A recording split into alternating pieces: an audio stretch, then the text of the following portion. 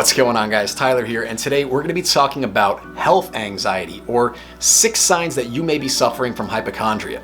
Now, even if you think that this video isn't going to apply to you, I want you to pay attention because actually, health anxiety can really sneak up on you. In fact, it was probably the first type of anxiety I ever experienced, and it led into me having my first panic attack, which, as you guys know, launched me into full-blown panic disorder and all the other marginal types of anxiety associated with it, social anxiety, phobias, etc.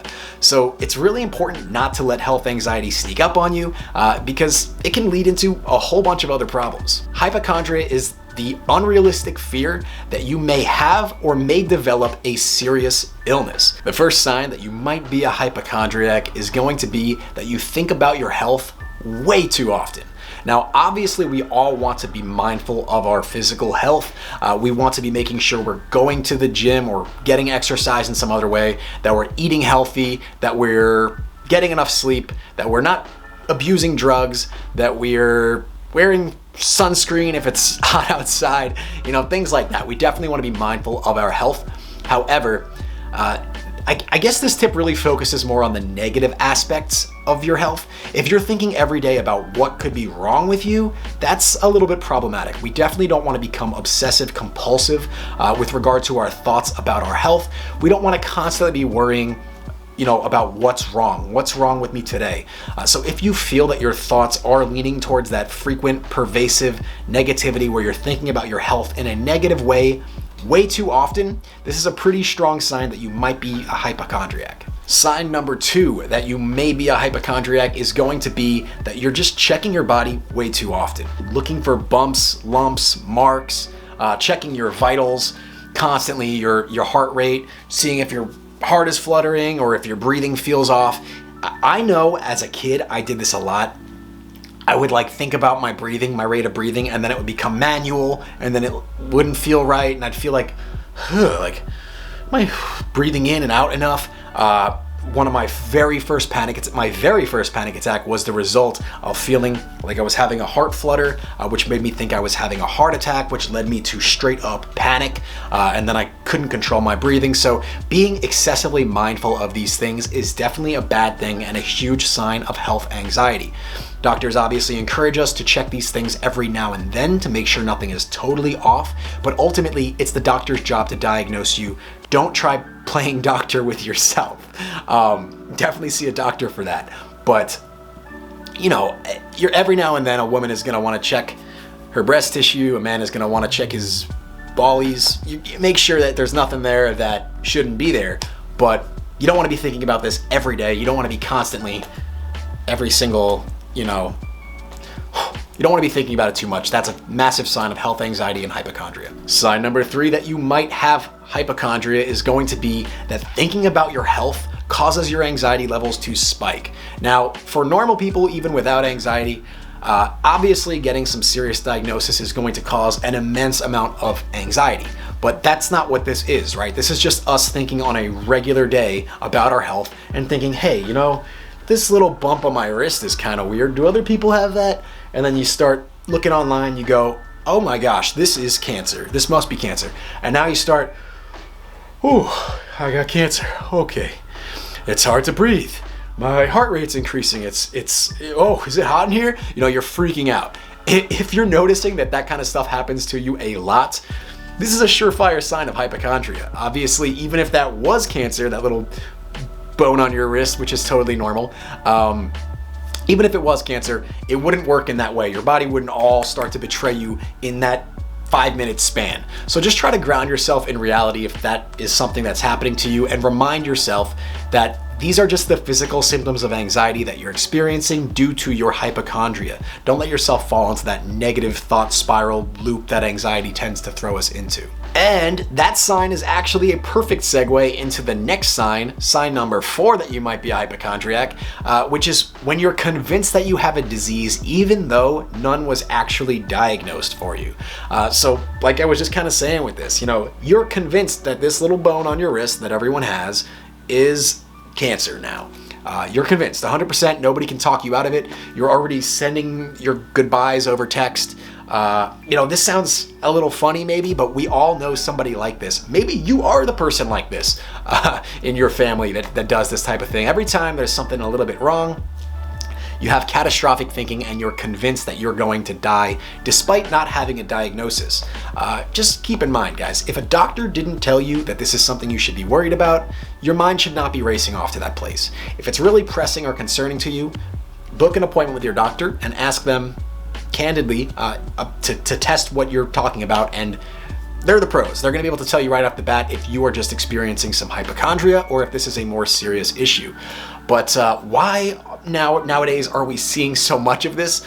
That's going to lead us into the next sign that you might be a hypochondriac. Sign number 5 is Googling your symptoms. You guys knew this was going to be on here, especially if you're a hypochondriac, because you probably do this all the time, am I right? I know myself, when I was probably 14 years old, I was on the computer all day looking up what was wrong with me today. I was looking up, WebMD, symptom checker, clicking the little image of the guy's body that you'd be like, you'd click the head and then you'd say, headache or tired or fatigued or something like that. And you click a couple of things and then all of a sudden it would be like, the most likely result is brain cancer. And then you scroll down a little bit, and the other ones, if you scroll down far enough, you see that it could just be like, oh, you need a little more sleep. Oh, you need to drink a little more water. But no, the first one that they want to tell you is brain cancer, inoperable tumor, doom and gloom. So I know you guys have probably been there as well, which is why it's kind of comical. We've all gone through this. We've all done this. Just to give you guys an example of some of the stupid things I've convinced myself of being something more serious over the years. Let me see. I had a little a rib. I had a rib. I showed it to the doctor, my rib, and I was like, this doesn't feel right. Could it be like a bone tumor or something? He's like, it's your rib. Okay, thanks, doc. It was my rib. I thought, like I said, that I was having a heart attack when really I was just having heart flutters, palpitations, panic attacks. I remember one time I noticed my pupils are different sizes. They really are. But when I noticed it at first, I was like, that can't be good. So I looked it up and it was like, you got brain cancer, my guy. So I thought that for a little while, and then I realized it's called anisocoria and it's totally normal. I have noticed I'm double jointed in some joints, and I was like, search that, and it's like, you have a genetic syndrome. You're probably not going to live as long as most of the other people. Man, you have to be really, really careful with Googling your symptoms. You don't want to do it. It's okay to do a little bit of research, but don't attempt to self-diagnose, because there's so many things that one symptom could actually be a result of. Most of the time it's going to be like, drink some water, get some sleep, stop doing drugs. Sign number 6 of health anxiety, and the final sign that you might be a hypochondriac, is going to be that you don't even trust your doctor after they tell you that there's nothing to worry about. Now, this is where, once you talk to your doctor and you have any necessary tests done, this is where most people with mild or moderate hypochondria are gonna be kind of relieved and say, okay, the doctor says I'm okay, I'm okay. But people with more severe hypochondria at this point are not going to be satisfied. They're going to think that they know more than the doctor does. I've done this myself.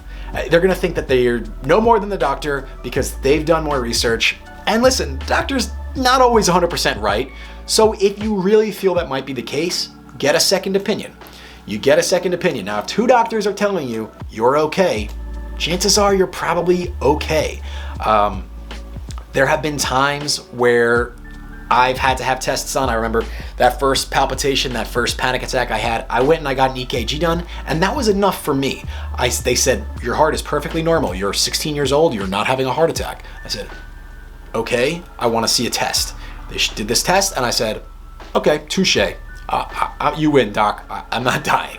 And that was enough for me. But some people are going to feel a little bit more suspicious, or feel like the doctor might not know what he's talking about. So this is just something to be mindful of, because this is a huge sign just to confirm that you are actually experiencing hypochondria. If you're doubting all your doctors, chances are it's you. So what is the solution to hypochondria and health anxiety?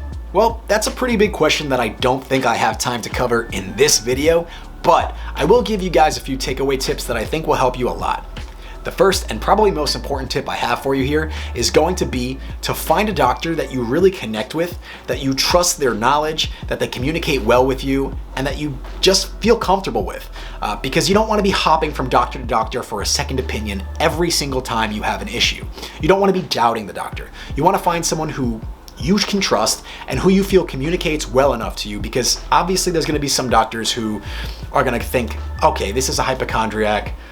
Let's hurry up and get this person out of my office. And you don't deserve that. You deserve for your time and money to be respected enough for the doctor to communicate effectively with you, even if it's a false alarm. One thing I really recommend is telling the doctor straight up, just being open and saying, look, sometimes I can be a little bit of a hypochondriac. I understand that, but I still want my concerns to be taken seriously and my time to be valued because this is important to me. And a good doctor is going to take that extra time to explain to you, give you all the answers that you need to really help you feel more comfortable by the time you're leaving that office. Don't be afraid to shop around a little bit.